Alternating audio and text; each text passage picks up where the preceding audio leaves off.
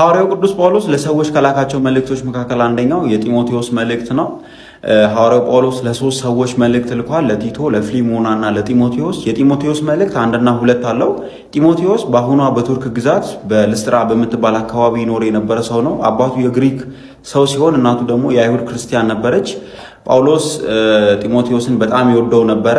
እናም ጢሞቴዎስ ስላልተገረዘ አባቱ ግሪካዊ ስለነበር ጳውሎስ ገርዞታል። ምክንያቱም የአይሁድ ክርስቲያኖች ተቃውሞ እንዳያስነሱበት እሱ በሚሄድበት ቦታ ሁሉ ጢሞቴዎስን ያስከትለው ነበረ። ጢሞቴዎስ በባህሪው ገራገርና ትሁት ስለነበረ ማንም ታናሽነትህን እንዳይነቅ ብሎ ነግሮታል። እንደዚሁም ጢሞቴዎስ ትንሽ የቸልተኝነት ባህሪም ስለነበረበት ቸል አትበል ብሎት መክሮታል። ወደ ጢሞቴዎስ መልእክት ስንመጣ ይህ የጢሞቴዎስ መልእክት ጭብጥ የቤተ ክርስቲያን የአስተዳደር ስርዓትን የሚደነግግ ነው።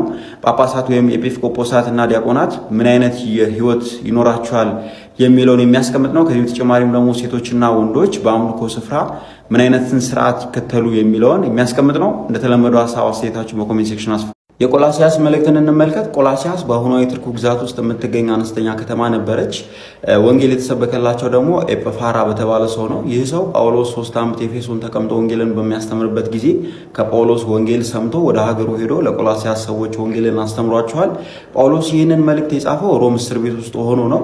የመልእክቱ ጭብጥ ደግሞ የቆላሲያስ ሰዎች የክርስቶስን መለኮታዊ ኃይል ያጣጥሉ ነበርና ክርስቶስ የማይታየው አምላክ ምሳሌ እንደሆነና ሁሉ በእርሱ ሁሉ ለእርሱ የተፈጠረ አምላክ እንደሆነ ክብሩን ገልጦላቸዋል። ከዚህ በተጨማሪም ደግሞ ማንም በሚያባብል ቃል እንዳያታለላቸውና በኑሯቸው ክርስቶስን እንዲመስሉ የቆላሲያስ ሰዎችን ሊመክራቸው ይህንን መልእክት ጽፎላቸዋል።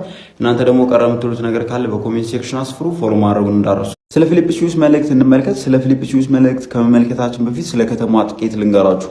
ፊልጵስዩስ በመቄዶንያ አውራጃ በግሪክ የምትገኝ ከተማ ናት። ከተማዋ ስያሜውን ያገኘችው በታላቁ እስክንድር በአሌክሳንደር ዘግሬት አባት በፊልጶስ ስም ነው። እሱ ነው ከተማዋን የመሰረታት።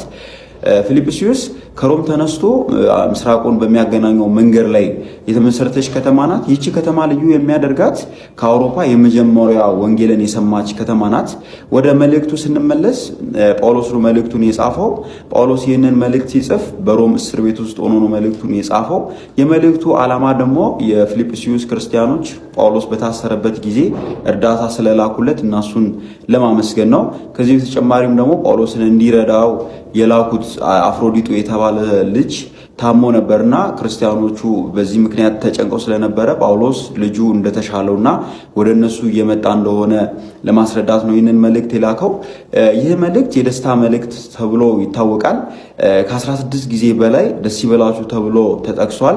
ጳውሎስ ደስ ይበላችሁ ሲል እሱ ተመችቶታል።